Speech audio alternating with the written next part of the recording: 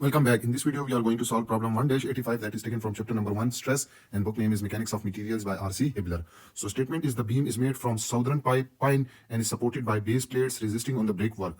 If the allowable bearing stress for the materials are, for pine, it is 2.81 kSi, and for brick, allowable bearing stress is 6.70 kSi. Determine the required length of the base plates at A and B to the nearest 1/4 inch in order to support the load shown.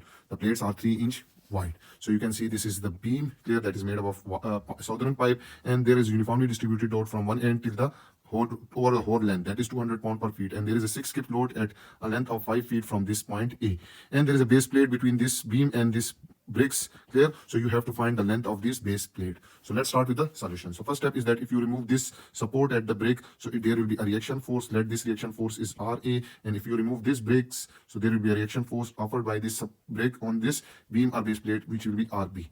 Okay, now this 6 skip is equal to 6,000 pound. 6 skip is 6,000 pound, and when there is a uniformly distributed load of 200 feet, so when you convert this uniformly distributed load into a point load, so it will act at the half length of the beam, and this will be equal to 200 over the length which it acts. So total length is 13 feet, so 200 multiplied by 13 will give you 2,600 pounds feet, and it will act at the half. So total is 13, so it will be 6.5 from either sides. So this is 6.5 feet. Now we'll apply equation of equilibrium in order to find this RA and RB. So what will be the equation of equilibrium? So first equation of equilibrium, that sum of all moments about point A is equal to 0, and taking the counterclockwise moment as positive. So about this point A, the first moment will be due to this 6 skips or 6,000 pound load, and perpendicular distance is 5, and this is producing clockwise moment, so it will be negative. So I will write minus 6,000 into 5. The second moment is due to this load, and this is 2,600, and the perpendicular distance is 6.5, and this is producing clockwise, so it will be also negative. So I can write it minus 2,600 multiplied by 6.5. And the last load which is producing movement about point A will be RB into perpendicular distance is 10 feet, and this is producing counterclockwise movement, so it will be positive. So I will write plus RB multiplied by 10.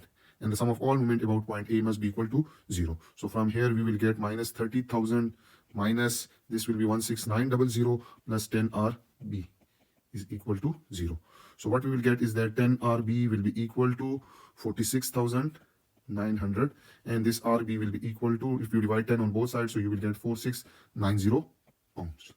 So this is the value of RB, reaction force by bricks at point B on the beam or base plate. Now you can find RA by using equation of equilibrium, that sum of all forces along y direction must be equal to 0, and upward force is taken as positive. So RA is upward, so plus RA plus RB minus this 2,600 and minus 6,000, their sum must be equal to 0. So I can write RA plus RB minus 6,000 and minus 2,600 is equal to 0. So RA plus RB is 4690 minus 6,000 minus 2,600 is equal to 0. So when you calculate it, you will get RA will be equal to 3910 pounds. Now you have both RA and RB. So what we are going to do is that we will design this base plate. So what will be the parameters? So I will write the design must be based on the strength, and we will take the smallest strength, which is the strength of the pipe. So we have been given the allowable bearing stress of pine as well as for brick. So we will choose this value. Clear? This will be, and at point A, first we will calculate for A. So at A, we know that bearing stress is equal to bearing load over per unit area. So at point A, you can see this load is offered on this bearing plate. Clear? So we will write it as RA divided by area of base plate at A. And the bearing, we have taken the strength of pine. So strength of pine is 2.81 kSi. So 2.81 into 10 to the power 3 is equal to RA, which is 3910. And area of base plate, if base plate is like this, the width is given. This width is 3 inch. Clear? And this length is not given. This length, which is length A. So I can write the area will be equal to LA multiplied by 3. Clear? So from here you will get LA will be equal to 3910 divided by 2810 multiplied by 3, and when you calculate it, it will be equal to 0.464 inch. And if you can see that if length is 1, we have been given that L should be 1 over nearest to 1/4 inch, which is equal to 0.5 inch. And if L is equal to half inch, it is 0.5. This is 0.25. Okay, as our value 0.4 is near to this 0.5, so L we select, we use length of this base plate will be 1/2 inch. We can also write it 2/4 inch, which is again 1/2 2 inch. So length of this base plate is 2 inch. Now what we will do is that at point B, our base plate B, we know that stress is equal to RB divided by area. So from here the strength is 2.81 into 10 to the power 3 KSI. RB is calculated as 4690 divided by area of base plate. For B will be LB into 3 inch. So again this length LB will be equal to 4960 divided by 2810 multiplied by 3, and when you calculate it, it will be equal to 0.556 since inch. So LB is equal to 0.556 inch, and we will take it nearest to 1/4 inch. So this is 1/4, this is 1/2, and 3/4 is 0.75. So our value is in between these two. So and for the closer, our safer design will be 3/4 inch. So we will choose LB is equal to 3/4 inch. 3/4 inch. Which is the answer of our this question. So this length of this base plate should be 1/2 inch, clear, and this length of this base plate should be 3/4 inch. And that was all about this problem 1-85. I hope you have enjoyed this video and you have learned from it. Those who are new to my channel, then subscribe it, and don't forget to press the bell icon so that you can get notification about my latest videos. If you have any question, you can ask me in comment section. Thank you for watching and supporting me. Welcome back. In this video, we are going to solve problem 1-91 that is taken from chapter number 1, stress, and book name is Mechanics of Materials by R.C. Hibbeler.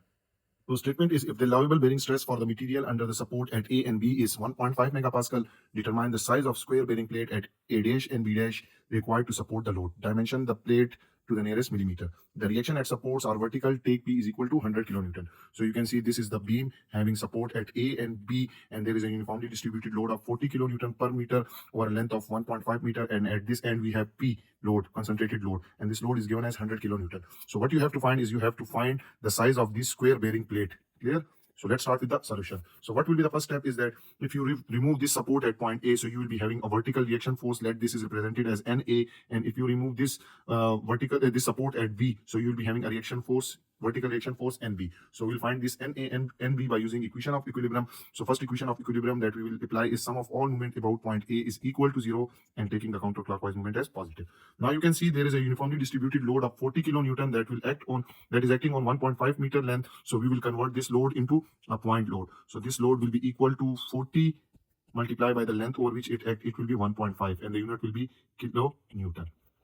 Now sum of all movement about point A is equal to 0. So you can see the first load which is producing movement about point A is NB, and perpendicular distance is 3 meter, and this is producing counterclockwise movement, so it will be positive. So I will write it NB multiplied by 3 meter. Clear? The second movement that is producing due to this concentrated load, which is this one, clear, and the perpendicular distance will be this one, and this distance will be half of 1.5, which is 0.75 meter, and this is producing counterclockwise movement, so it will be also positive.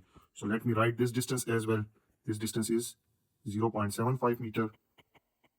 Okay, so plus 40 multiplied by 1.5 multiplied by 0.75. The last moment that is produced due to this P load, which is 100 kilonewton, and the perpendicular distance is 4.5 meter, and this is producing clockwise movement, so it will be negative. So I will write minus 100 multiplied by 4.5 is equal to 0. Clear? So 3NB plus 40 into 1.5 multiplied by 0.75 minus 4.5 multiplied by 100 will be equal to 0. So when you solve this, again it's very easy. When you solve this, you will get normal force or reaction force at point B will be equal to 135 kilonewton. Now we will find this vertical force at point A. So how you will find this? So you will apply sum of all forces along y direction must be equal to 0, and upward force is taken as positive. So you can see one force which is downward is this one, the other one is NA, the other one is plus NB, and this minus 100 will be equal to 0. So I will write 40 into 1.5 plus NA, which is upward, this is minus, here, plus NB is 135, and minus this P100 is equal to 0. So you will get it minus 60 plus NA plus 135 minus 100 will be equal to 0. So NA will be equal to NA plus 135 minus 165, minus 160 will be equal to 0. So NA will be equal to 25 kilonewton. Newton. Now you have both NA and NB. So you can see here that this is the vertical reaction by this support on this beam. Clear? As a result of Newton's third law, the load will act on this bearing plate will be again NB, but it will be compressive one. And similarly here, the load NA will acting on this bearing plate. Clear? So what we will do is that for plate A, let's say for plate A dash, let's say for example, this is the square plate. Clear? And this is square. So let one side will be equal to A dash. So this side will be also equal to A dash because this is a square plate. Clear? So we have bearing stress is equal to bearing load at point A, which will be equal to NA divided by bearing area of A dash bearing area. Clear? So allowable bearing stress is 1.5 megapascal. So 1.5 into 10 to the power 6 Pascal, and NA is 25 kilonewton. So 25 into 10 to the power 3. And area of this bearing plate will be equal to A dash into A dash. Clear?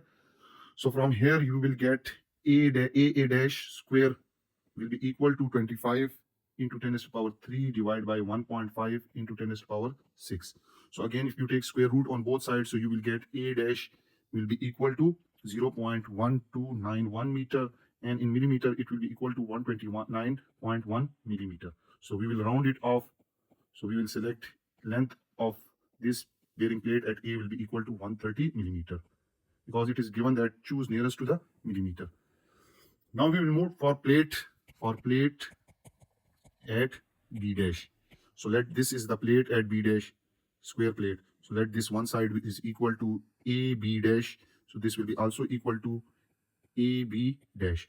So allowable bearing stress is given as for the plate B, it will be equal to NB divided by area of this bearing at B dash.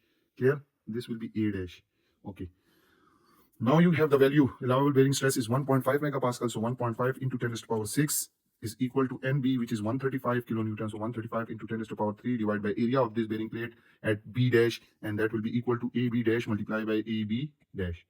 So from here you will get AB dash square is equal to 135 into 10 to the power 3 divided by 1.5 into 10 to the power 6.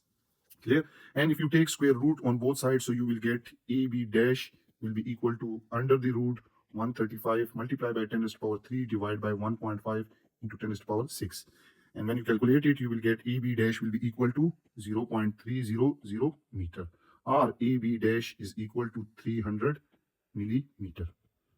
So what we will conclude that this plate at AB will be A will be equal to 130 millimeter by 130 millimeter. Clear? And plate at this B will be equal to 300 millimeter by 300 millimeter. That can be used to support the load shown in the figure. And that was all about this problem 1-91. I hope you have enjoyed this video and you have learned from it. Those who are new to my channel, then subscribe it and don't forget to press the bell icon. If you have any question, you can ask me in comment section. Thank you for watching and thank you for supporting me.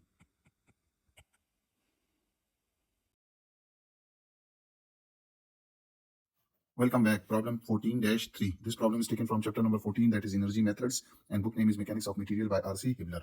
So statement is determine the strain energy in the step rod assembly portion. AB is steel and BC is brass. Modulus of elasticity of brass is 101 gigapascal while steel is 200 gigapascal.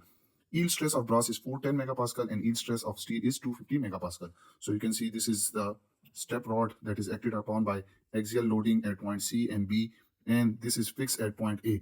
The diameter is given for rod AB is 100 millimeter while BC is 75 millimeter. So we have been asked to find the strain energy in this step rod. Clear? So let's start with the solution. So first we will define what is strain energy. So again, you can see when you applied load on the body, clear, that will tend to deform this body. Provided no energy is lost in the material, the external work done by the load will be converted into the internal work, which is called strain energy. So basically the external workload is work done on the body will be stored in the body as strain energy.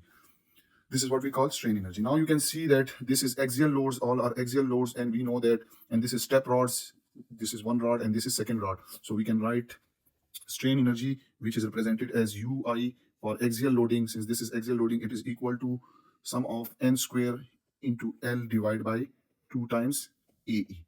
Clear? Where N is normal or axial force, L is length, A is area of that rod, and E is modulus of elasticity. elasticity. Now what we will do is that first step is that if we cut this step rod over here at section 1 1, let this is section 1 1. So at section 1 1, if I cut it and draw the free body diagram, so it will be like this. This is your point C, where you have 20 kilonewton load, and in order to keep it in equilibrium, you will be having reaction force opposite to that. Let this is NBC, because this is rod BC. Rod BC. Now you can find this NBC by using equation of equilibrium, that sum of all forces along x direction must be equal to 0, and force toward right is taken as positive. So NBC is positive, minus 20 kilonewton is equal to 0. So from here you will get NBC will be equal to 20 kilonewton. Okay, now what we will do is that we will take another section, which is section 2 2 in rod AB, and we will draw the free body diagram that is available on the right. So at section 2-2, 2-2, draw the free body diagram. So this way there is a larger rod here, and there is a smaller rod, which is rod BC here. So at this point you have 20 kilonewton here, which is your point C. Here this is your point B, where you have 30 kilonewton, and here you will have also 30 kilonewton. So when you cut it, you will be having a reaction force. Now you can see 30 plus 30 is 60 in this direction, plus 20, which is 80. So in order to keep it in balance, this reaction force should be in this direction, and this will be NAB, because this is in rod AB.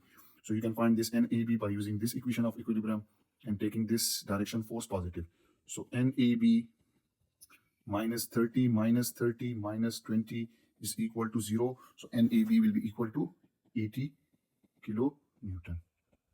Now you have both normal or axial forces in this rod AB and BC. So what we will do is that we will use this equation. So strain energy due to axial loading is equal to sum of, so for rod AB, it will be equal to NAB into length, NAB square into length AB divided by 2 times of area of AB into E. AB is made up of steel. You can see what this is made up of steel. So E of steel, plus for brass or for rod BC, NBC square into length of BC divided by 2 times of area of BC, and this BC is made up of brass. Here it is given and this is made up of brass. So now you have all the values, so you can put it. So NA is, again NAB is 80 kilonewton. So 80 and kilo is 10 to the power 3 whole square. Length of AB is 1.5 meter. So I will write 1.5 divided by 2 multiplied by area. So you can see diameter is given 100 millimeter, which is 0.1 meter. So you can use pi by 4 into 0.1 square. There, and E of steel is also given as, you can see this is 200 gigapascal. So 200 into 10 to the power 9. Similarly, you can do it for rod BC. So NBC is 20 kilonewton. So 20 into 10 to the power 3 whole square. Length of BC is 0.5 divided by area, 2 times area of BC. So diameter is given as 75 millimeter, which is equal to 0.075 meter. So pi by 4 d square. So pi by 4 0.075 square into E of brass. So E of brass is 101 gigapascal. So 10 to the power 9. This will give you strain energy due to axial loading. So when you calculate it, you will get strain energy due to axial loading comes out to be 3.28 joules. So this amount of energy is stored in the body due to external work, but we will check it again. So this result is valid. This result will be valid only when your stress is less than the yield stress. So what we are going to do is this. First we will find stress in AB, which is equal to NAB divided by area of AB. So NAB is 80 kilonewton, so 80 into 10 to the power 3, and area is pi by 4, 0.1 square. Clear? And when you calculate it, you will get 10.19 into 10 to the power 6 Pascal, or you can see 10.19 megapascal. Now you can see that stress in AB is less than yield stress of the steel. Clear? You can see AB is made of steel, which is this one, 250 megapascal. So this 10.19 is less than megapascal, is less than 250 megapascal. So it means that this is okay. We will check it for BC. So sigma BC is equal to NBC divided by area of BC. So NBC was 20 kilonewton. So 20 into 10 to the power 3 divided by area. So pi by 4, 0.075 square. Okay. So again, when you calculate it, you will get normal stress in BC, and that come out to be 4.527 into 10 to the power 6 Pascal. or you can say 4.527 megapascal. And you can compare it sigma BC and sigma yield of brass. So you can see this is BC 4.257, while yield stress of brass is 410 megapascal. So you can see this is 4.527 megapascal is less than 410 megapascal. So it means that your strain energy is stored in this body is 3.28 joules. And that was all about this problem 14-3. I hope you have enjoyed this video and you have learned from it. Those who are new to my channel, then subscribe it and don't forget to press the bell icon so that you can get notification about my latest videos. Also share my videos with your friends and help me in growing my channel, as well as they will learn from my videos. If you have any question, you can ask me in comment section. Thank you for watching and supporting me. Welcome back. Problem 14-11. This problem is taken from chapter number 14, Energy Methods, and book name is Mechanics of Material by R.C. Hibbeler. So statement is determine the bending strain energy in A36 structural steel W10 by 12 beam. Obtain the answer using the coordinate x1 and x4 and then x2 and x3. So you can see this is the beam W10 by 12.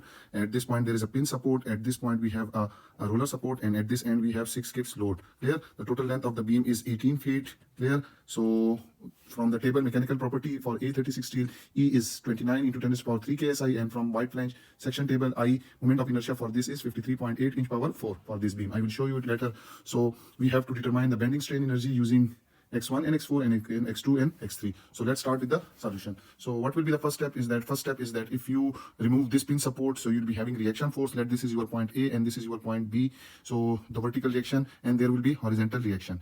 Clear? So if you remove this roller support, so you will be having reaction force that will be upward. Why upward? Because you can see 6 skips is downward, so this will be upward. Let this is RB, and this vertical reaction force at RA will be downward. So this is RAY, and this will be equal to RAX. So you will find this RAX, RAY, and RB by using equation of equilibrium. So what will be the equation of equilibrium? So first equation of equilibrium is that sum of all movement about point A is equal to 0, and taking the counterclockwise movement as positive. So you can see this length is 12 feet. So in inch it will be 12 by 12 inch. Clear? That will be equal to 144 inch. Clear? And this 6 feet will be equal to 6 multiplied by 12, which is equal to 72 inch. Okay.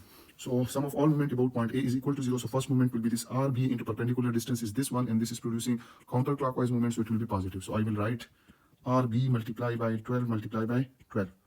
Clear? The second movement is due to this 6 skips load, and the perpendicular distance is 18 feet. So I will write 18 multiplied by 12, that will be converted into inch, and this is producing clockwise movement, so it will be negative.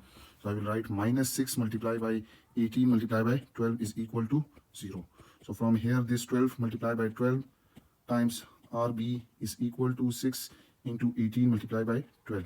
Okay, so this 12 RB will be equal to 6 multiplied by 18. So from here you will get RB is equal to 6 multiplied by 18 divided by 12, and you will get this RB will be equal to 9 kips. Clear? Okay. This will be RBY because this is the vertical component. Okay. So RBY is 9 kips. Now we'll find this RAX by using this equation of equilibrium. The sum of all forces along x direction must be equal to 0, and force toward right direction is positive. So there is only horizontal force RAX. There is no other force, so it means that RAX will be equal to 0. Now we'll find this RB by using equation of equilibrium. The sum of all forces along y direction must be equal to 0, and upward force is taken as positive. So from here RAY, which is equal to, which is not known, so RAY, which is minus. Clear? Okay. So RAY, which is minus, plus RBY, which is 9 kips, minus 6 is equal to 0. So it means that RAY is equal to 3 kips. Okay. Now you have all these reaction forces. So we will move toward finding bending strain energy.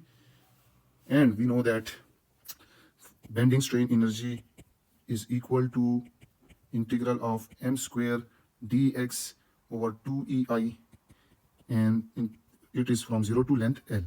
So what we are going to do is that first we will solve this by using x1 and x4 coordinate. So for x1 we will cut the beam over here, and we will draw the free body diagram. So for x1 coordinate,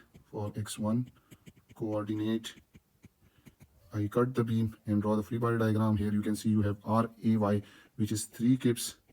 Clear? This coordinate is having length x1, and when you cut it you will be having a shear force V1, and there will be a bending moment M1. Let this is your point 1. Now applying equation of equilibrium, the sum of all moment about point 1 is equal to 0, taking the counterclockwise moment as positive. So we will need this bending moment because we will use it in this equation. So 3 into perpendicular distance about point 1 is x1, and this is the moment which is positive. So 3x1 plus m1 is equal to 0. So from here we will get m1 is equal to minus 3x1. This is the moment equation for coordinate x1. Now what we will do is that we will do for coordinate x4, because in first part we have been given for x4. So x4 is this one. So we will cut the beam over here and take the right side in order to draw the free body diagram. So I will draw the free body diagram. It will be like this. You can see at this end we have 6 skip load. This is x4. Clear? So when you cut it, you will be having shear force upward. Clear? This is V4 and there will be a moment M4. Let this is point 4. So how we will find this M4? By using equation of equilibrium, that sum of all moment about point M4 is equal to 0 and taking the counterclockwise moment as positive. So this force 6 into x force is producing moment about point 4, that is clockwise. So it will be minus 6x4. So minus 6x4 plus minus this M4 is equal to 0. So from here you will get M4 is also equal to minus 6x4. Now you have both the moments. So what we are going to do, we will put it in this formula. So let's put it. So we know that strain energy due to bending moment is equal to, for coordinate x1, you can see its length from 0 to 144 inch. For x coordinate 1, x1 0 to 144 inch. Clear? And for x4 it is from 0 to 72 inch. So we will put the value of m1. m1 is minus 3x1 square into dx divided by 2ei, plus integral of from 0 to 72, and m4 is minus 6x4 whole square dx divided by 2ei. Now what you can do is that you can take 1 over 2ei common, because they are constant. So we're left with integral of 0 to 144 minus 3x1 square dx plus integral of plus 1 over 2ei into integral of 0 to 72 minus 64x4 square into dx. Not minus 64, minus 6x4. Okay, so this will give us 1 over 2ei, and that we will get 9x1 square integral of 0 to 144 dx plus 1 over 2ei integral of 0 to 72 36x4 square into dx, and that we will get 9 over 2ei integral of x1 square will be equal to x1 cube over 3, and limit will be from 0 to 144. Similarly, 36 over 2ei and integral of x4 power square will be x cube 4 over 3, and integral from 0 to 72. So at the end when you calculate it, and you can put the value 9 over 2ei into 144 cube over 3 plus 36 over 2ei into 72 cube over 3. Now you have the value of E and I. So 2 divided by E is 29 into 10 raised to the power 3 ksi. I is given as from the table 53.8 multiplied by 144 cube over 3 plus 36 over 2 times 29 into 10 raised to the power 3 divided by multiplied by 53.8 into 72 cube over 3. That will give you strain energy due to bending for coordinate x1 and x4. So when you solve this ui strain energy due to bending moment, that comes out to be 4.31 kips into inch, which is the answer of our first part. Welcome back. In this video, we are going to solve problem 14-12 that is taken from chapter 14 Energy Methods, and book name is Mechanics of Material by R.C. Hibbeler. So statement is, if P is 10 kip, determine the total strain energy stored in truss. Each member has a diameter of 2 inch and is made of A992 steel. So you can see this is truss, clear, and there is a load of P which is given as 10 kips. The diameter of each member, which is DAB, BC, CD, and each diameter is 2 inch, clear. And due to this load in truss, you have to find the total strain energy stored in that truss, and we know that truss carries only axial load. So strain energy ui due to axial loading will be equal to sum of F square or N square L divided by 2AE, where A is axial load that is carried by member, L is length, A is area, and E is modulus of elasticity. So based on, you can see this is a member AD, this is member CD, this is BC, this is AB, and this is DB. So this formula will become, if you expand it, it will become equal to FAB square into LAB divided by 2 area of AB into E, plus FBC square into LBC divided by 2 times area BC into E, plus FCD square into LCD divided by 2ACD into E plus F square AD into LAD divided by 2AAD into E plus FBD square LBD divided by 2 times ABD into E. So what we are going to do is that we will find these forces in each member of the truss. The length is also given, some is given, and some we will find it, and we will find the area as well. So let's start with the solution. So what we will do is that we will apply method of joint, and we will take joint B first, and you can see that due to this load, this CD will be in tension, this AB will be in tension, and this BC will be also in tension, because it will cause elongation in this length, and this will be like this. Clear? So you can see this as a result. This member will exert load on point B like this will exert load like this, and this will be like this. So we will draw the free body diagram. This is your point B, clear, where you have P load which is acting downward, and that P is equal to 10 kips. Clear? This member BC will exert load on point B or joint B like this. This will be equal to FBC. This member AB will exert force like this. This will be equal to FAB, and this BD will exert force in upward direction.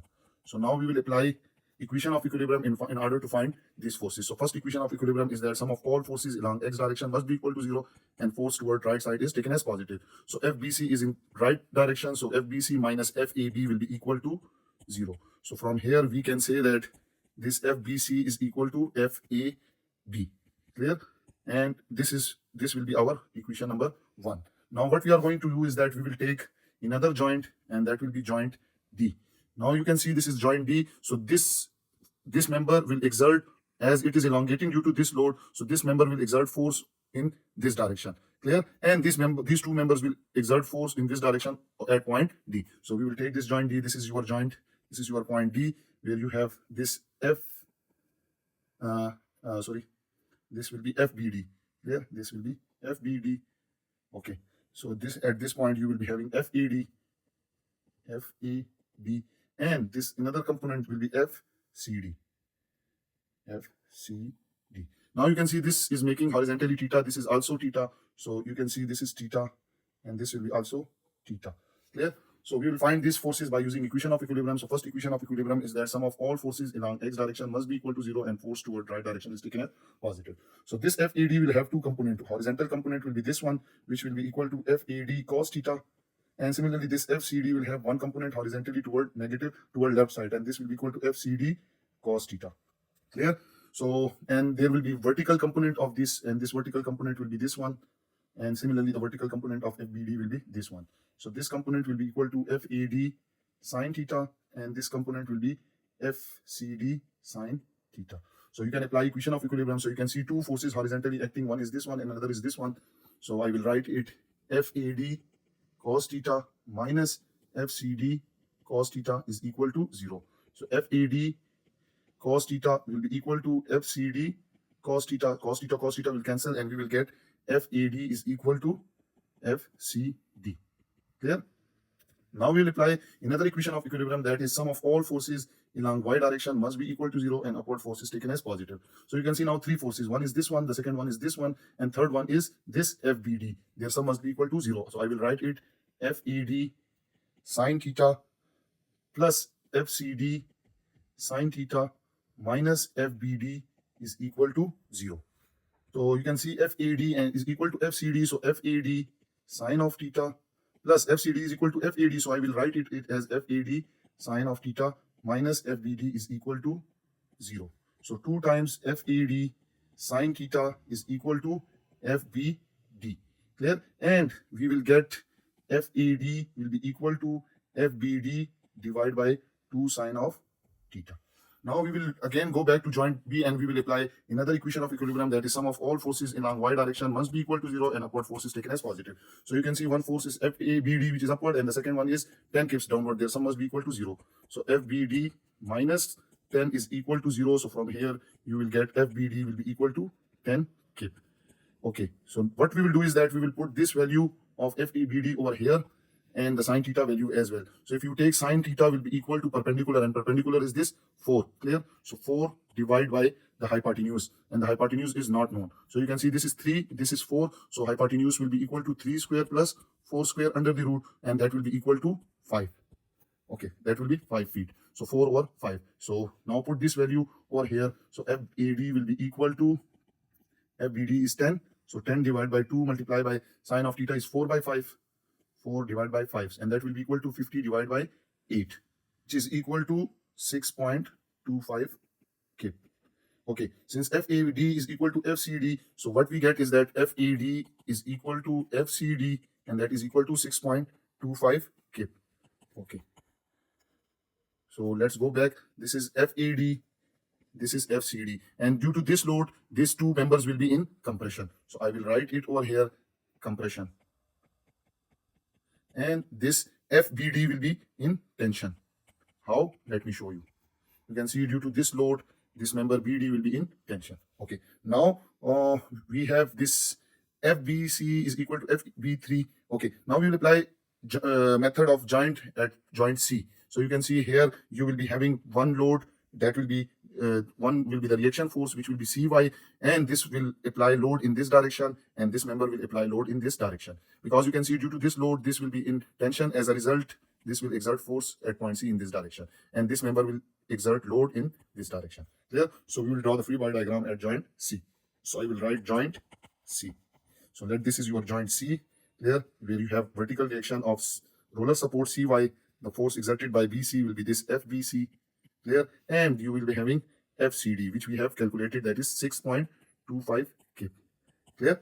Okay, if you look at this angle is theta. Clear? So I will write here, this is the angle, horizontal angle is theta. Clear? And we will apply equation of equilibrium. So first equation of equilibrium is that sum of all forces along x direction must be equal to 0, and force in this direction is taken as positive. So one force, which is FBC, is in opposite direction. So I will write minus FBC plus it will have two components. One is vertical and another is horizontal. So this component will be equal to plus 6.25 cos of theta is equal to 0. And we know that cos of theta here is equal to base over hypotenuse. So base is 3 and hypotenuse is 5. So 3 by 5. So I will write 6.25 into 3 by 5 will be equal to FBC. And FBC, you can see that FBC is not known. So 6.25 multiplied by 3 by 5 will give you 3.75 kip. And that will be FBC. So I will write it, FBC will be equal to 3.75 kip. Okay. Now, we know that FBC is equal to FAB. So from here, FAB will be also equal to 3.75 kips. And these two loads, both loads will be in tension. This FBC and this is FBC and this is FAB. They will be both in tension. So now we have all the values. We are going to find area since diameter is same. So diameter is equal to pi by 4 d square. All the diameters are same. You can see this is, let this will be equal to d. So area will be equal to pi by 4 d square, and that diameter is 2 inch. So pi by 4, 2 square will give you pi, and unit will be inch square. Clear? And length of all is known. Clear? So this AB length is 3 feet, this is 3 feet, this is 5 feet, this is 5 feet, and this is 4 feet. So you can easily now put the value in each in this table. We will need E, modulus of elasticity of A992. So for that, we will go to the property table of the book. So you can see this is the property table, and A992, E is 29 into 10 to the power 3 KSI. So we will note down it as well. E is equal to 29 into 10 to the power 3 KSI. So what we are going to do, we will put the value in the formula. UI due to axial load is equal to, this is the formula. Let me copy it so that we can easily put the value. Okay, we will copy it and we will paste it over here. This was the formula. Clear? So what we are going to do, FAB. So FAB will look FAB. FAB is this one, 3.75. So we will take the 1 over 2 AE common. 2 AE common. There, and we will left FAB 3.75 square, and we will multiply it with 3.75 LAB, length of AB, which is 3 feet. So in inch, it will be 3 into 12.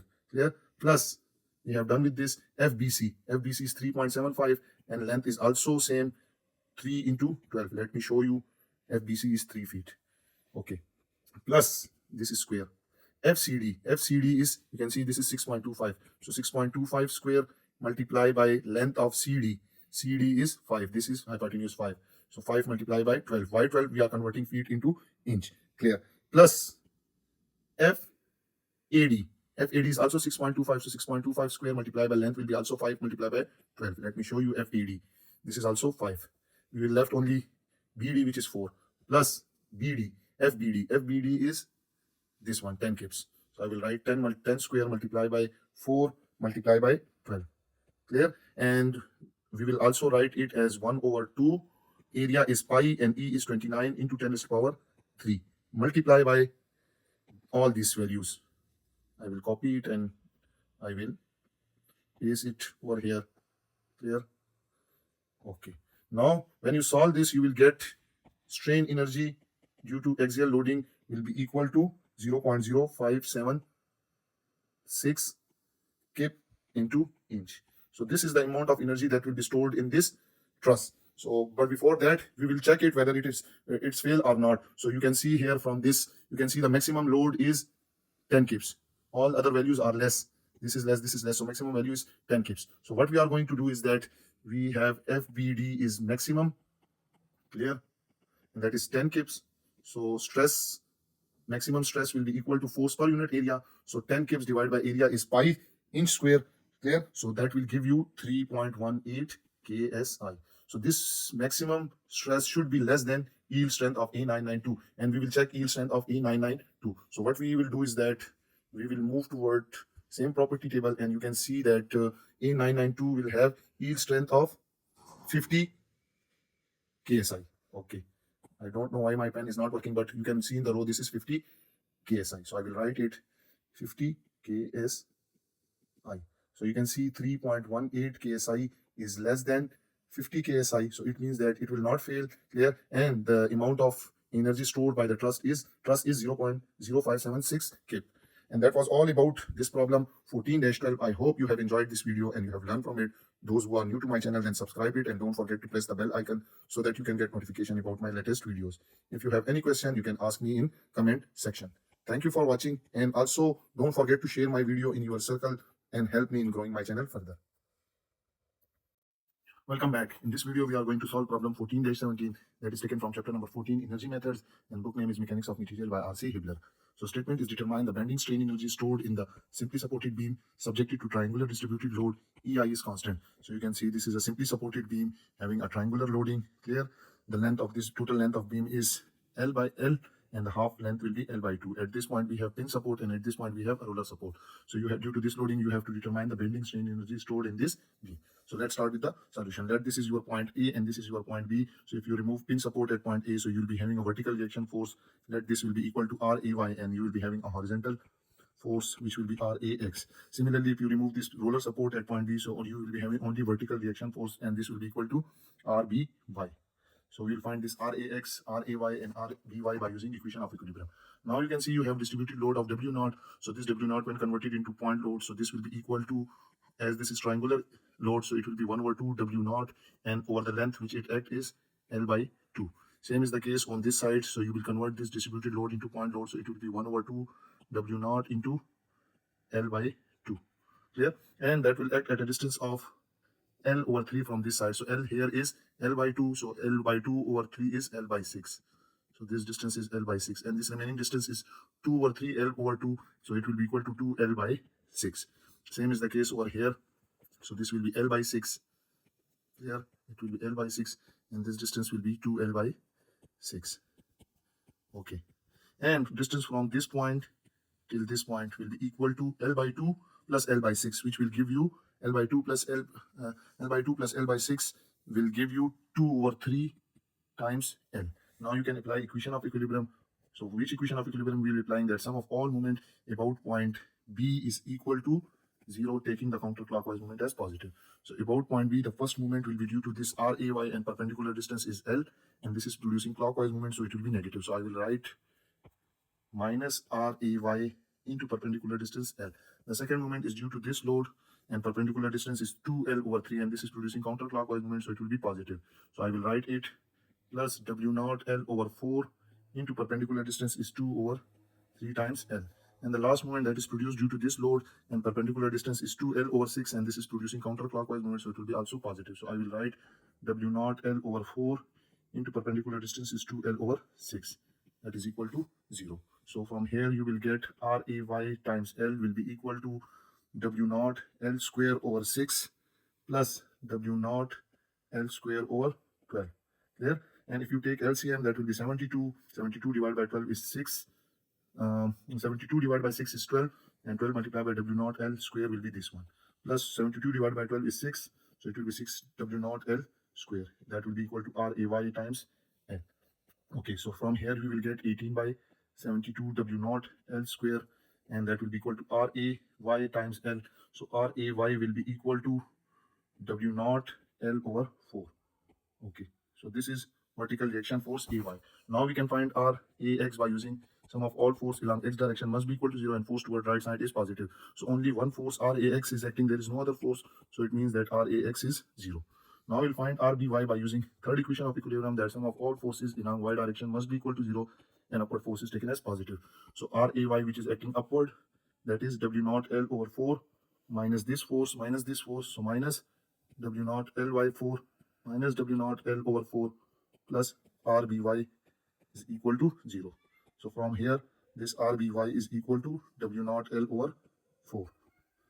Now we have this reaction forces, so we will move toward finding the bending strain energy stored in this beam. So as we know that strain energy due to bending is equal to integral of m square dx over 2EI and the limit from 0 to L. So we'll find the internal moment by cutting this beam at any distance of x. So we will cut the beam over a distance of x and draw the free body diagram over here. So you can see at this point we have Ra, which is equal to W naught L over 4. This total distance where we cut the beam is x, clear, and there is a triangular load of magnitude which we will find this. When you cut it, you will be having a shear force and you will be having a moment, and that this is 0.0. So you can see that here, if you take this larger triangle, clear, so their magnitude is W naught. So what will be the magnitude at this point or a distance of x? So by using similar triangle, if we take W naught over L by 2 is equal to W over x. So this W will become equal to W naught x over L, and it will be 2 W naught x over L. So this W will be equal to 2 W naught x over L. Now when you convert this triangular load into point load, so it will be equal to 1 over 2 this load, which is 2 W naught x over L, and the length over which that is equal to x. Yeah, and this will acting at length of x by 3 from this point O. Now we'll find this moment by using equation of equilibrium, that sum of all moment about point O is equal to 0 and taking the counterclockwise moment as positive. About point O, one moment is this external moment, reaction moment, which is counterclockwise, so it will be positive, so I will write plus m. The second moment will be due to this load and perpendicular distance is x by 3. It is also producing counterclockwise moment, so it will be positive, so I will write plus 1 over 2 W naught x square over L into perpendicular distance is x by 3, and the third moment is due to this W naught L over 4 and perpendicular distance is x, as it is producing clockwise moment, so it will be W naught L over 4 into x is equal to 0. Clear? Now what we will do is that we will simplify this, and when you simplify this, m plus this will be 2 will cancel, so it will be W naught x cube over 3L, clear, minus W naught Lx over 4 is equal to 0. If you further simplify it, so m will be equal to W naught Lx over 4 minus W naught x cube over 3L. And if you take W naught over 12L common, so this term, first term will become equal to 3L square x, clear, and the second term will become equal to minus 4x cube. Again, you can multiply this with this, so you will get this term, clear, and if you multiply this with this term, so you will get this term. You can check it as well, so it will be this one. So your moment equation, final moment equation will be W naught over 12L into 3L square x minus 4x cube. You can also use this equation as well, but this will be simplified. This is equation number 1. Now we'll apply for the bending strain energy. So bending strain energy. So bending strain energy, UI will be equal to UI bending will be equal to, you can see we have two portion, one is for this, another one is for this. So what I will write 2 times integral of 0 to L by 2, each segment is L by 2 into m square. M square is this one, so I will write W naught over 12L multiplied by 3L square x minus 4x cube whole square into dx divided by 2EI. So 2 will cancel with this, so we will left with 1 over EI integral of 0 to L by 2, and that will give you W naught square over 144 L square into 3L square x minus 4x3 whole square into dx. So take out these terms, so it will be W naught square over 144 EI L square, and we will left with integral of 0 to L by 2. So this will be equal to 9 L square x square plus 16 x 6, clear, minus 2 times this term into this term will give you minus 24 L square x4 into dx. Will give you ui due to bending. Okay, so ui due to bending will become equal to W naught square over 144 EI L square, and first term integral will give you 9L square x cube over 3 limit from 0 to L by 2 plus 16 x power 7 divided by 7 and limit from 0 to L by 2 and minus 24 L square x5 divided by 5 and limit will be from 0 to L by 2. Okay, now if you further simplify it and put this x is L by 2 in each portion, so let me put it also W naught square over 144 EI into 3L square, and it will be L cube over 8 minus plus 16 into L7, 16 by 7 into L7 over 7 power 7. No. 16, let me correct it as well. This will be also, this will be 3L square, L will be replaced with L by 2, which is L cube over 8 plus 16 over 7 into L7 over 2 power 7 minus 24 L square over 5 and L5 over 2 power 5.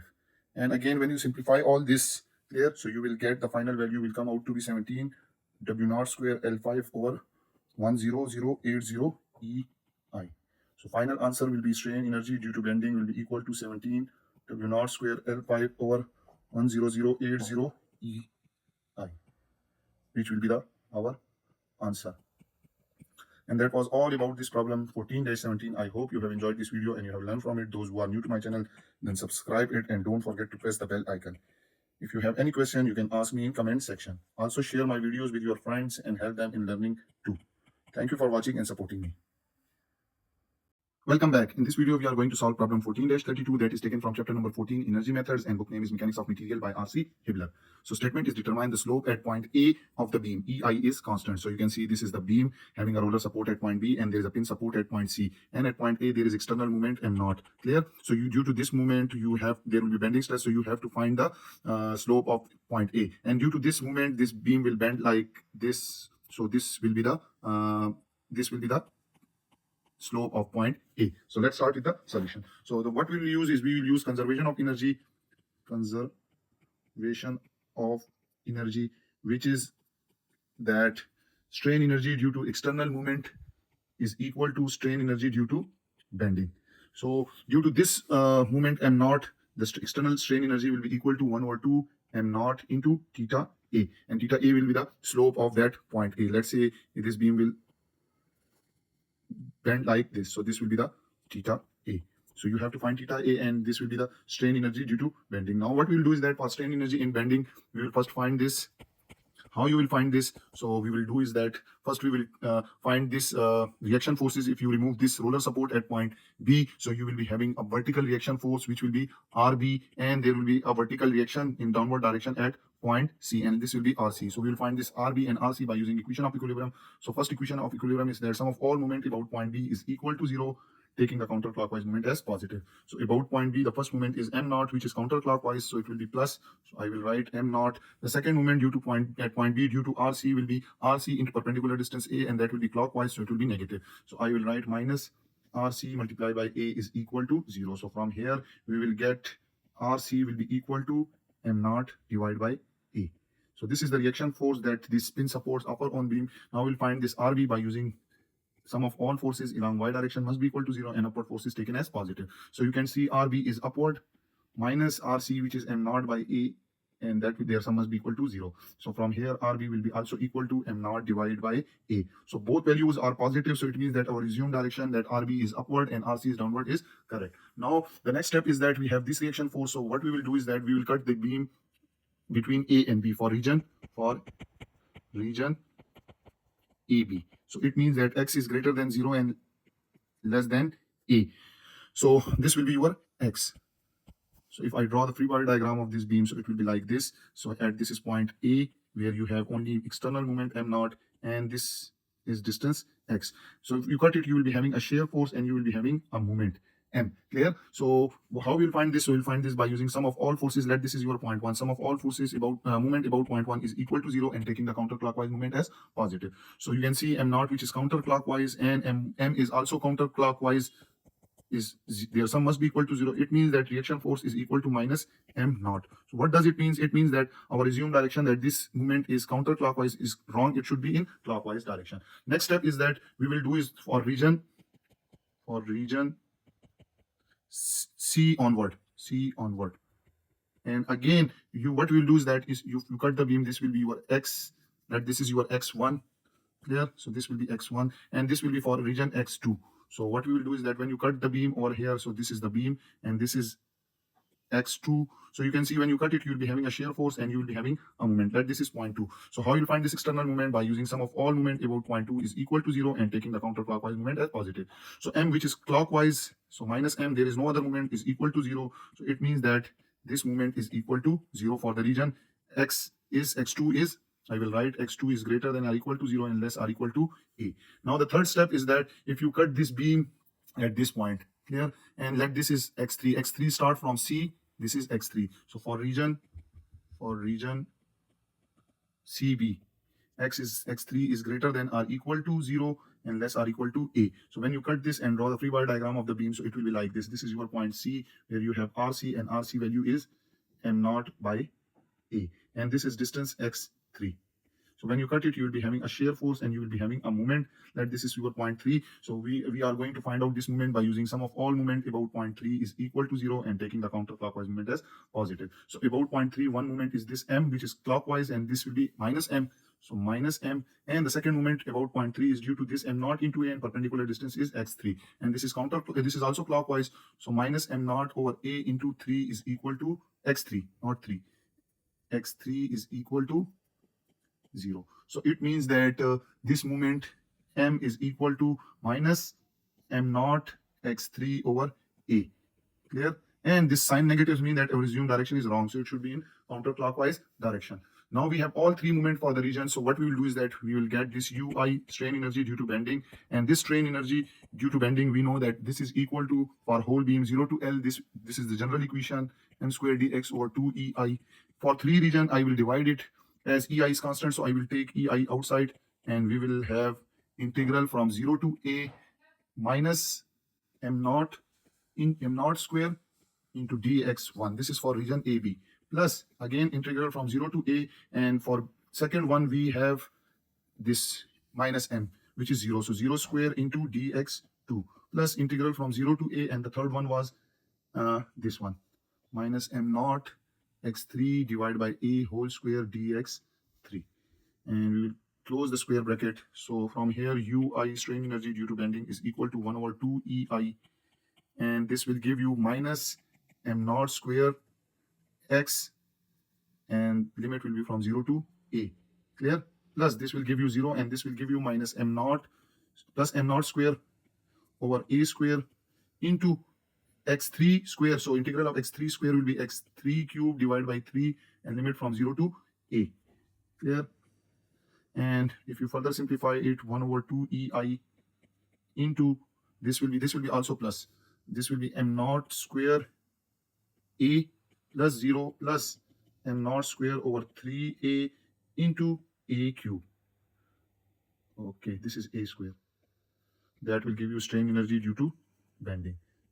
So 1 over 2 ei into m naught square A plus m naught square A over 3.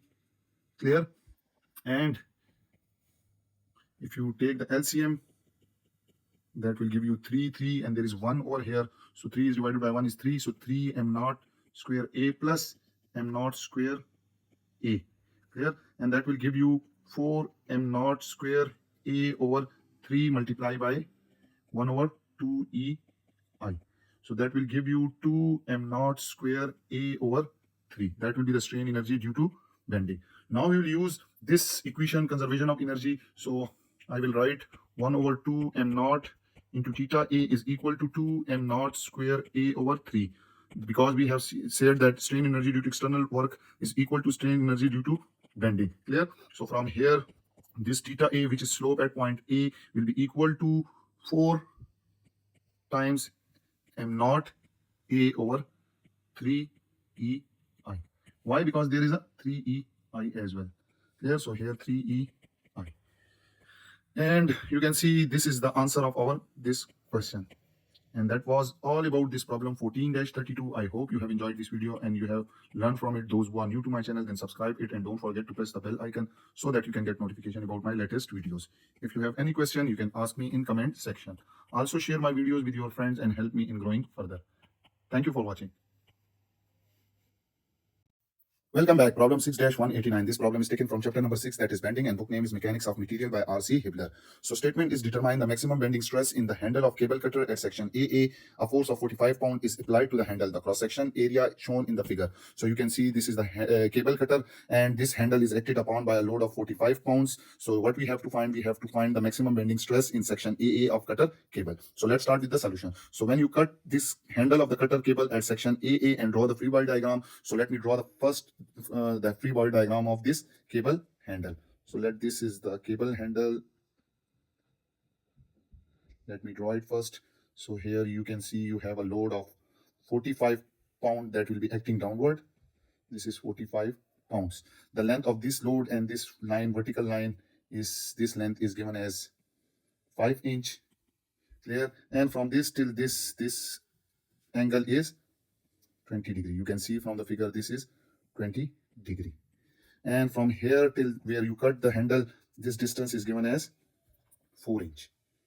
Yeah. So when you cut it over a length of 4 inch, so you will be having a shear force on this face which will be acting upward. This is V force. You will be having a normal force perpendicular to this face which is equal to N, and as well as you will be having a reaction moment which is like this. So you will find this moment for finding the bending stress. We can also find V and M, but we will here find this M because we are using we will find this M because we will have maximum bending stress is equal to moment into C divided by I.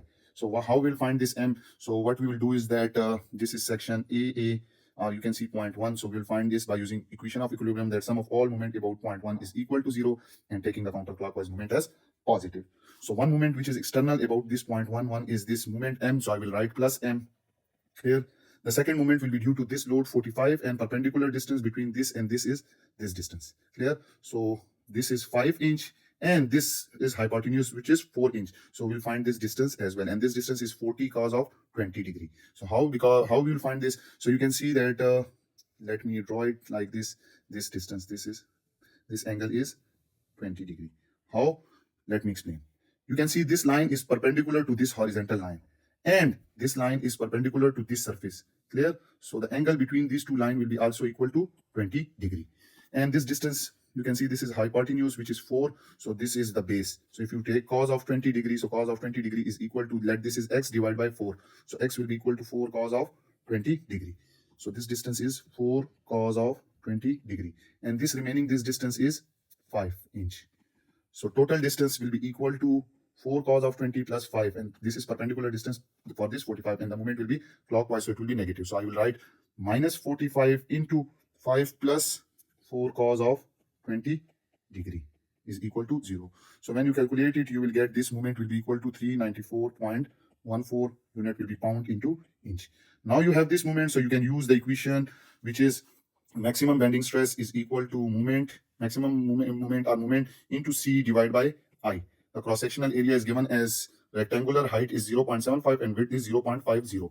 So if I draw it like this, this is the rectangular section. This distance is 0.5 inch and the height is 0.75 inch. Yeah. So if I divide it in between, are half of 0.75, so it will be its neutral axis, and this distance will be equal to 0.75 divided by 2, which is equal to 0.375. And what is C? So C is distance from neutral axis till the outer surface, either this or this, so both are equal, so C will be equal to 0.375 inch. So I will write C is equal to 0.375 inch. And I, moment of inertia for rectangular beam or rectangular cross section, is equal to 1 over 12 bhq. So here 1 over 12, b is 0.5 and h is 0.75 whole cube.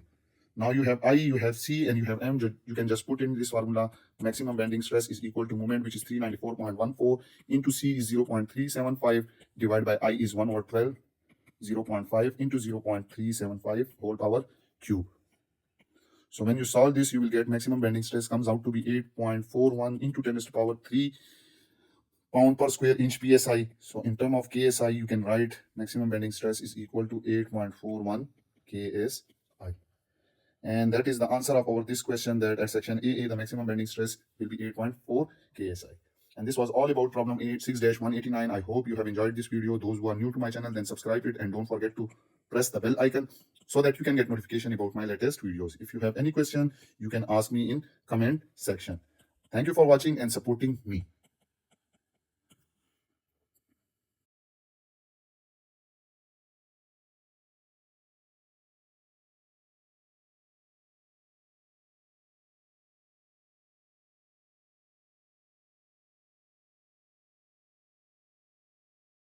Welcome back. Problem 6-150. This problem is taken from chapter number 6, that is bending, and book name is Mechanics of Material by R.C. Hibbeler. And the topic which we are covering is stress concentration. The statement of problem is the bar is subjected to a moment of 153 Newton into meter. Determine the smallest radius R of the fillet so that allowable bending stress is 120 megapascal is not exceeded. So you can see this is the bar where there is a moment of 153 Newton into meter. Now you can see this is not a uniform bar. Here this height is 60 millimeter and here the height is 40 millimeter, and there is a fillet of radius R. So due to this fillet radius, there is an abrupt change in the dimension of this rod. So there will be a stress concentration. So stress concentration is the point in the part which is this one. So here where the stress is significantly higher than the surrounding area. So we will use this formula. Sigma max is equal to K into MC over I. What is K? K is stress concentration factor, which will be taken from this table. So you can see this is the book. This table is available here. Figure 6-43 and 44. So we will use this. So let's start with the solution. So what will be the first step is that we will write the formula, which is sigma max is equal to K into MC divided by I. Clear? So we'll find K. For this we have sigma max or allowable stress. This is also allowable is the maximum stress. So maximum stress is given, which is 120 megapascal. So 120 into 10 to the power 6 pascal is equal to K, which is not known. The moment is given as 153 Newton into meter. And what about C? So C is distance from neutral axis or neutral axis. This is the axis.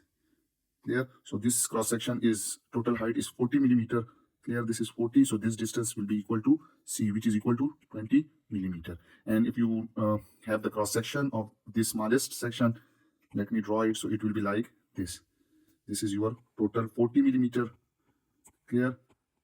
And this width is 7 millimeter. The width is 7 millimeter.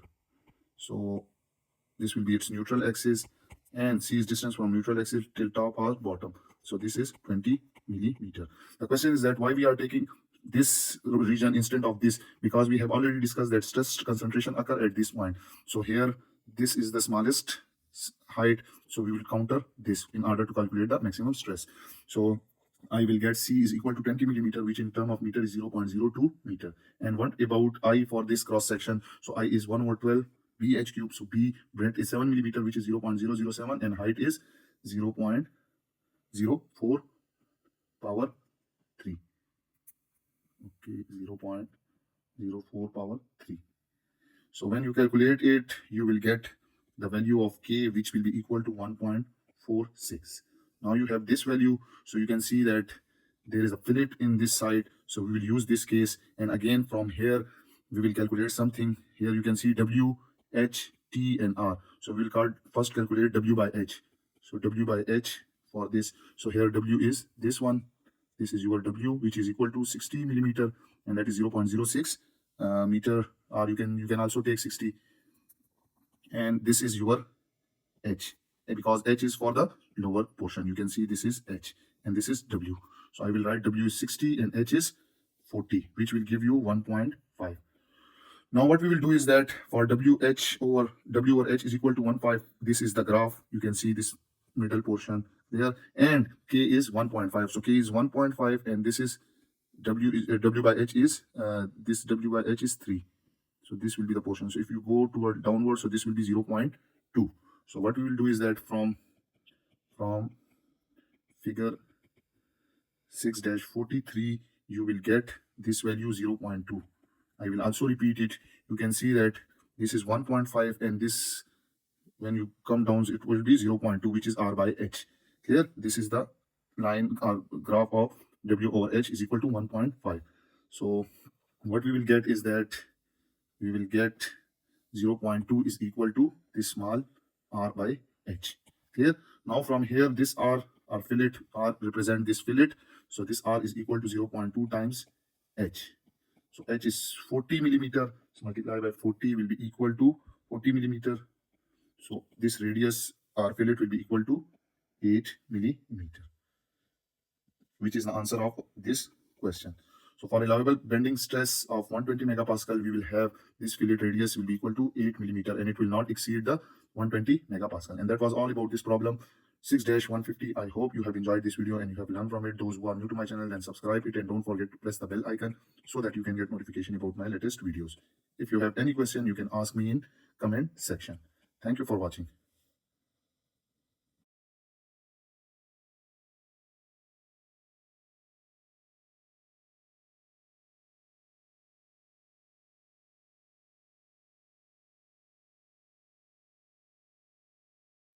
Welcome back. In this video, we are going to solve problem 1-24 that is taken from chapter number 1, stress, and book name is Mechanics of Material by R.C. Hibbeler. And the topic is internal loading. This is a complex problem. So statement is determine the resultant internal loading acting on the cross-section of semicircular arc at C. So we have to find the internal loading at C, which means that we have to find the normal force, we have to find the shear force, and we have to find the movement. So I will write it. What we have to find is we have to find internal loading, which means the shear force, normal force, and movement. So let's start with the solution. So first step is that if I remove this pin support at point A, so there will be a reaction force in y direction, which is AY. And if you remove this, there will be horizontal reaction force. Similarly, there will be a vertical reaction force if we remove this roller support. So that will be equal to BY. So what we are going to find this BY, and then we will cut this arch beam over here, and we will take this area in order to find internal loading at point C, which is VM and N. Clear? So let's find it. Now what we will do, you can see that there is a angle theta is given, which is theta, and the radius arc is given, and there is a uniformly distributed load on this arc. Clear? So what we will do is that we will take a small differential area or element. For example, that this is theta, so this angle will be equal to d theta. Clear? And this is the portion over which we are analyzing the force. So since this is distributed force, so when we convert this distributed force into a point force, so since this is differential force, so this differential force will be equal to this W naught times this arc length, which will be equal to r theta, because this is r and this is d theta. So it will be W naught r d theta. Clear? Now you can see that this force is acting perpendicular to it, so it is also making theta with the horizontal. Clear? And this will have two components, one along x direction, clear, and one along y direction. So we'll find these two components. So this is theta. So this component will be equal to W naught r d theta into cos of theta, and this component will be equal to W naught r d theta into sine of theta. And you can see distance from this to this is r. So again, if I draw a perpendicular line from this point, so you can see this distance is r. So this distance will become equal to r cos theta, because this is theta angle. So this is r cos of theta, and this remaining distance will be equal to r minus r cos of theta. So r minus r cos theta is actually, if you take r common, so it will be 1 minus cos of theta. Clear? Now we are ready to apply the equation of equilibrium. So first equation of equilibrium is that sum of all movement about point A is equal to 0, and taking the counterclockwise movement as positive. So about point A, these two forces are not producing movement because they are passing through it. So first force which is producing movement about point A is By into perpendicular distance is 2r, because this distance is r and this is r, so it will be 2r. And this is producing counterclockwise movement, so it will be positive. So I will write By into 2. So y should be on the lower side, on lower right side, by into 2. Now the second moment will produce due to this horizontal component, which is this one, and the perpendicular distance is this one. And this distance, you can see this, since this is r, so and this is theta, so this component will be equal to r sine of theta. So this component multiplied by this component will give you the moment, and this will produce clockwise movement, so it will be negative. So I will write minus w naught r d theta into cos of theta multiplied by r sine theta. And you can see that this is differential force. So for taking the net force over entire curved beam, I will integrate it. So it will be integral of 0 to pi. Clear? And same is the case. The third force will be this df sine theta, which is w naught r d theta sine theta. And now perpendicular distance is this one, which is r into 1 minus cos theta. And it is also producing clockwise movement, so it will be negative. So I will write minus integral of 0 to pi w naught r d theta into sine theta multiplied by r into 1 minus cos of theta. And that is their sum of all moment about point A is equal to 0. So if you simplify it further, so by multiplied by 2, and that will be, you can see w naught into r, and r, these are constant, so we will take it out, so it will be equal to minus w naught r square and integral of 0 to pi cos theta into sine theta d theta. And same here, we will get w naught r into r is common, so w naught r square will be common, and we will left with 0 to pi, and it will be sine theta into 1 minus cos theta into d theta is equal to 0. Now further simplify it, by into 2 is equal to by into 2r. So you have to multiply it with r, by into 2r. So by into 2r minus w naught r square integral of 0 to pi sine theta into cos theta into d theta minus w naught r square, and we will have integral of 0 to pi sine theta into d theta minus integral of 0 to pi sine theta into cos theta d theta is equal to 0. Okay, so we will get by into 2r minus w naught r square into integral of 0 to pi sine of theta into cos of theta d theta minus this will be w naught r square integral of 0 to pi sine theta into d theta, and that will be plus w naught r square integral of 0 to pi sine theta into cos theta d theta is equal to 0. So you can see this will cancel with this, and we will left with by into 2r minus w naught r square integral of 0 to pi sine theta into d theta is equal to 0. And by into 2 minus w naught r square, clear, and that will give you integral of this sine theta will give you minus cos of theta from 0 to pi. So we will get, so this by into 2r minus w naught r square, and that will be minus cos of pi, minus minus will be plus cos of 0 degree is equal to 0. So by into 2r minus this will w naught r square, and this is 2. You can calculate it, this is 2. So by into 2r minus 2 w naught r square is equal to 0. So from here you will get by is equal to w naught into r. Now you have this by, clear. So what we will go is that we will section this beam at this point, and we will concentrate on this portion. So I have already taken this section.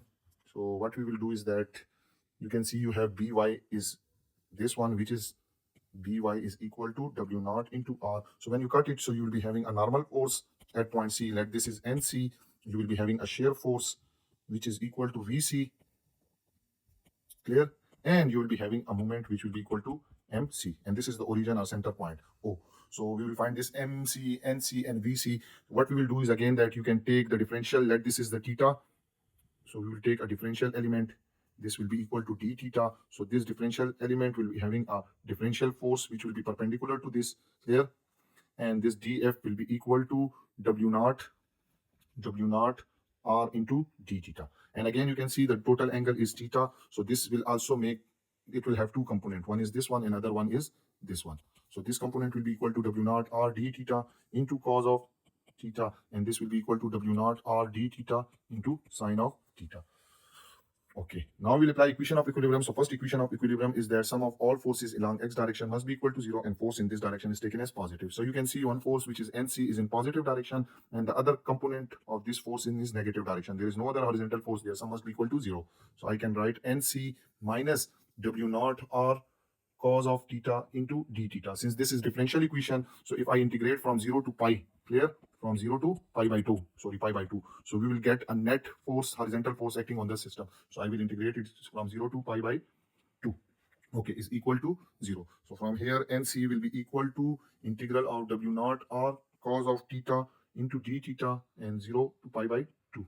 It will be equal to W naught R integral of 0 to pi by 2 and cos theta into d theta. So when you calculate it, you will get 1 from this integral of pi by 2, integral of cos theta into d theta pi by 2, and you will get NC will be equal to W naught into R. Clear? Now we'll find this VC by using another equation of equilibrium, and that is sum of all forces along y direction must be equal to 0 and upward force is taken as positive. So you can see one force upward is W naught into R, the second force is VC, and the third force is this downward force. So minus W naught R sine of theta into d theta. And since this is differential force, so for entire length from 0 to pi by 2, we will get, if we integrate this force, we will get a net vertical force. So I will write integral of 0 to pi by 2 is equal to 0. Now W naught into R plus VC, and this is minus W naught R integral of 0 to pi by 2 sine of theta into d theta is equal to 0. And you will get 1 from this as well. So you will get W naught into R plus VC minus W naught into R is equal to 0. So from here, VC is equal to 0. It means that there is no shear force at point C. And the last thing is that we will find this moment NC. So what we will do is that we will apply equation that sum of all moment about point A is equal to 0, taking the counterclockwise moment as positive. Since this force is passing through point A, it is not producing moment, clear? And this force, net force, is also passing through point A, it is not producing moment. So only moment is produced by this By into perpendicular distance is R, and NC into perpendicular distance is R. So I will write NC into R, this is producing clockwise, clear? NC into R, this is clockwise, plus this By into perpendicular distance is R, and this is counterclockwise, so it will be plus. So By, which is W naught into R, and perpendicular distance is R, plus this MC, which minus MC, which is clockwise, minus MC. Their sum must be equal to 0. So NC is W naught into R, so it will be minus W naught R square, plus this will be W naught R square minus MC is equal to 0. So it means that moment at point C will be also equal to 0. So you can see we have find internal loading NC, VC, and MC at point C. Clear? And that was all about this a little bit complex problem 1-24. I hope you have enjoyed this video and you have learned from it. Those who are new to my channel, then subscribe it and don't forget to press the bell icon so that you can get notification about my latest videos. If you have any question, you can ask me in comment section. Thank you for watching me and supporting me. Welcome back. In this video, we are going to solve problem 1-77 that is taken from chapter number 1, stress, and book name is Mechanics of Material by R.C. Hibbeler. So statement is the tension member is fastened together using 2 bolts, one on each side of the member as shown. Each bolt has a diameter of 0.3 inch. Determine the maximum load P that can be applied to the member if allowable shearing stress for bolt is 12 ksi and allowable normal stress is 20 ksi. So you can see this is member 1 and this is member 2 that are held together by using a joint having bolt on one on each this side and other one on the other side. And this is exerted by a tensile load P. So you have to find the maximum load or allowable load P that can be applied on this joint or on this tensile tension member. So let's start with the solution. So what will be the first step is that first step is if you cut this or if you separate this members and draw the free body diagram. So it will be like this. Let me draw it first. This will be member. You can see this is a load P, clear, and this angle is 60 degree. So when you separate it, so you will be having a normal force perpendicular to this surface, clear, and this will act, let it, we take it upward, and there will be a shear force on this surface, clear. This will be a shear force. This is V and this will be equal to normal force. So we'll find this normal force and V in this member, because you can see that this normal force, this shear force will tend to shear this bolt, and this normal force will cause the tension in this bolt. So based on these two criteria, we'll find the maximum load that can be applied on P. So we will find this equation, N and V by using equation of equilibrium. So first equation of equilibrium is that sum of all forces along y direction must be equal to 0, and y direction is taken in this because you can see you have N in this direction and V is in this direction. So what we are going to do is if you draw a line parallel to this 60 degree, clear? So if you will draw a line parallel to this 60 degree. So this P will have two components. one along this axis, which is equal to one along this axis and other along this, parallel to this n. So this will let this is equal to x component and this is equal to y component. So you can see px will be equal to p cos of 30 degree, p cos of 60 degree. Clear? And this py will be equal to p sine of 60 degree. And you can see when you apply this equation, so you can see the force in this direction is n and other force in this direction is py, which is equal to p sine of 60. Their sum must be equal to 0. So I will write n minus py, which is p sine of 60 degree. Clear? Is equal to 0. So from here, this n will be equal to p sine of 60 degree. Clear? And this p will be equal to n divided by sine of 60 degree. So that will be equal to 1.1547 n times n. Clear? So I will write it, p will be equal to 1.547 times n. Let this is your equation number 1. Now we will apply another equation that sum of all component in x direction must be equal to 0 and force in this direction is taken as positive. So you can see v is in this direction and px is in opposite direction. So plus v minus px is equal to 0. So I will write v minus px is equal to 0. So we know that px is p cos of 60 degree. Clear? So from here that is equal to 0. So v is equal to p cos of 60 degree.